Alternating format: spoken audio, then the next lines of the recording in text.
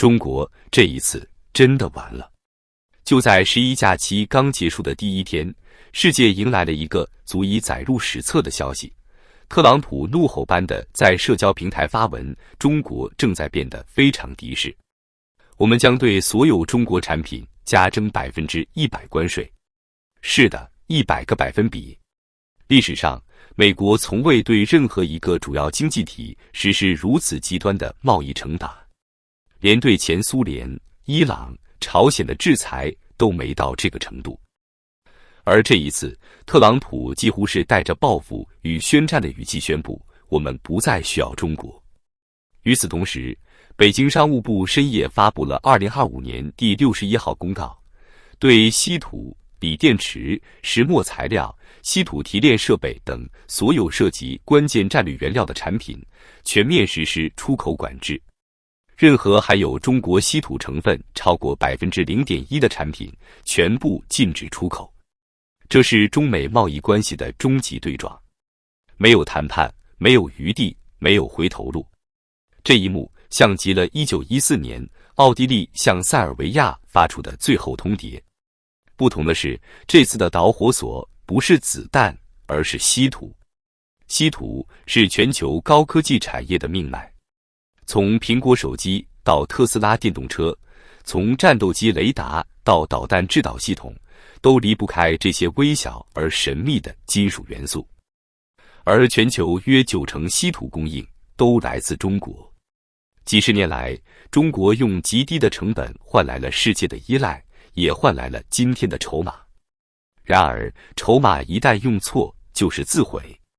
过去10年，中国的稀土出口换来了多少？2023年，中国稀土出口额仅约54亿美元，还不到华为1年营收的2%。但这点收入却支撑了世界半导体、能源、军事产业的稳定。如今，一纸禁令不仅刺痛了美国，更让整个供应链风声鹤唳。最可怕的是，特朗普这次是真的怒了。他在长文中反复提到敌对、阴险、耻辱，甚至用上了俘虏全世界这样的词汇。这不是一个商人的抱怨，而是一个即将开战的国家元首的语气。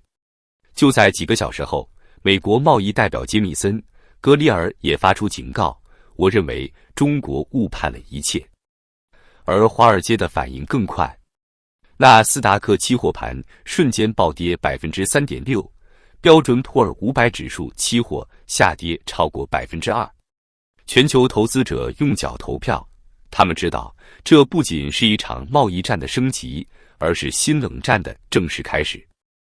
而在中国，消息几乎被精准静默处理，主流媒体集体晋升，微博上稀土、关税2个词被限流，只有少数金融圈人士在朋友圈感叹这一刀割在了中国的动脉上。2025年的中国原本寄希望于中美关系回暖。7月的中央政治局会议还在强调稳定外资、扩大开放，商务部高调宣布吸引更多外资企业回流中国市场。然而，仅仅3个月后，外资彻底炸锅。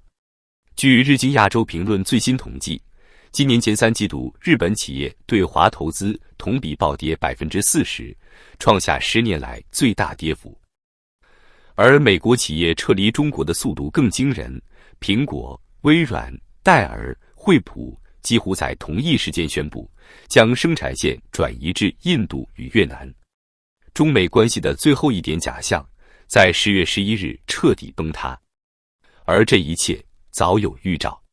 今年4月，中美贸易谈判陷入停滞，双方代表的最后一次视频会议据称仅持续了47分钟。川普团队认为中方故意拖延，而北京方面则强调要为国庆节营造稳定氛围。那时候，没有人想到这场拖延的背后是一次蓄谋已久的摊牌。11假期刚过，北京率先出手，祭出稀土禁令，这意味着北京主动撕毁了维持半年的脆弱停火。这不仅仅是一场贸易博弈，而是一场心理战。北京以为稀土是它的核武器，却忘了稀土只是原料，不是产品。全球稀土供应90%在中国没错，但全球稀土的需求也90%来自外部市场。当出口管制生效，中国的稀土矿企、冶炼厂、上下游工厂将立刻面临断单。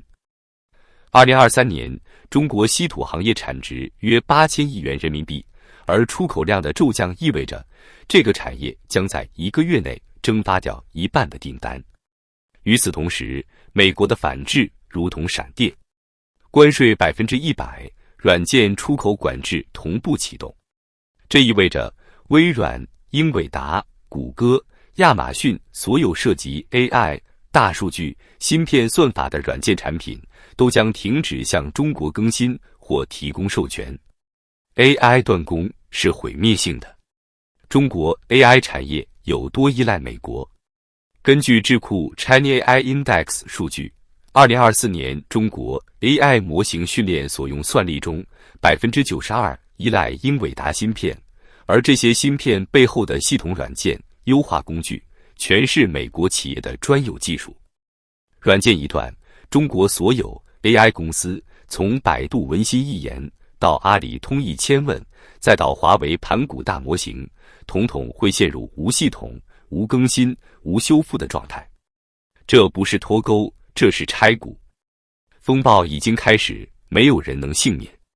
稀土出口管制的副作用开始反噬，包头、赣州、内蒙古等稀土主产区的企业面临断单、停产、裁员。过去中国以为稀土是王牌，结果发现原来那是毒药。据21世纪经济报道披露，稀土加工产业链每停止一天，损失超过3亿元人民币。而出口骤减后，大量稀土堆积在港口仓库，价格一度暴跌到每吨2万元，比2023年下跌近40%。中国想用稀土制裁美国，却先让自己的企业破产。更糟糕的是，美国并没有被吓住。仅3天，美国国会就紧急通过战略资源应急法案，授权拜登政府拨款200亿美元，在德克萨斯州和澳大利亚启动稀土替代供应链计划。同时，加拿大、澳大利亚、日本宣布共同组建反稀土垄断联盟，明言目标就是去中国化。稀土曾经是中国的骄傲，如今却成了世界抛弃它的理由。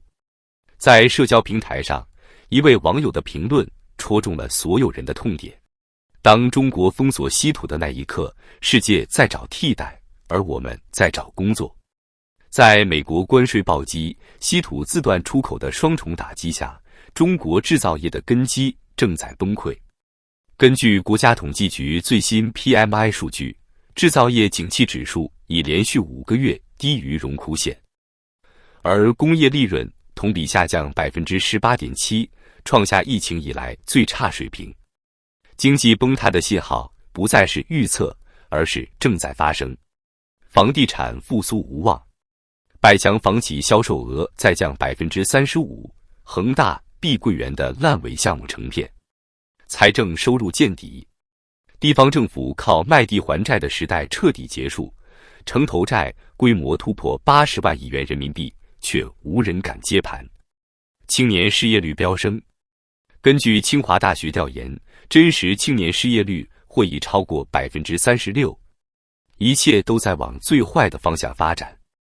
而在高层内部，裂痕也在扩大。外交系统要求保持克制，但商务系统坚持强硬反制，央行呼吁稳定汇率，而财政部门则要求释放流动性。政策的矛盾正是体制的崩塌。